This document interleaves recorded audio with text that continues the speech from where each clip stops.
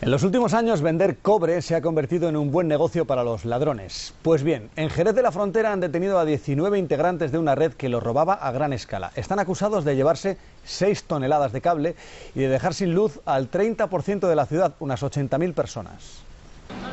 A los 19 se les ha detenido esta pasada madrugada. 6 de ellos están acusados de formar parte de una banda criminal y se les atribuyen 61 robos de cable de cobre.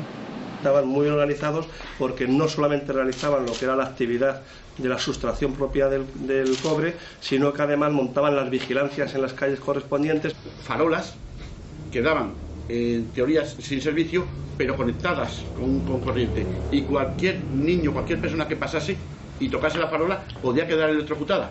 También hay un chatarrero detenido al que se le han intervenido 6 toneladas de cobre y el resto son 12 vecinos. A estos vecinos que se ha tomado declaración le llevan a pagar cantidades para que diese su identidad y así poder camuflar la venta. El cobre es un material que se paga muy bien en el mercado negro. La crisis y la fuerte demanda de países emergentes, sobre todo China o India, ha hecho que este delito se haya multiplicado por 3 en nuestro país en los últimos años.